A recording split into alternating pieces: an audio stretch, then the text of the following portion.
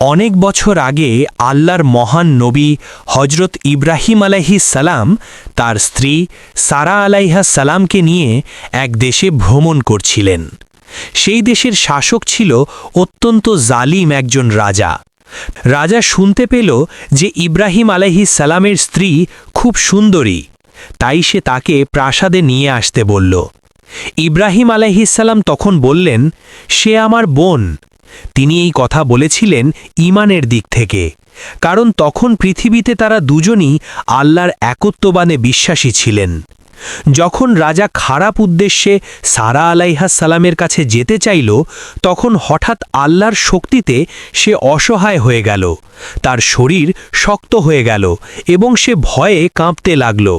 তখন রাজা বুঝতে পারল এরা আল্লাহর প্রিয় বান্দা, তাই সে ভয়ে সারা আলাইহাস সালামকে সম্মান দিয়ে ছেড়ে দিল। শিক্ষা: যে মানুষ আল্লাহর উপর ভরসা করে, আল্লাহ তাকে সব বিপদ থেকে রক্ষা করেন।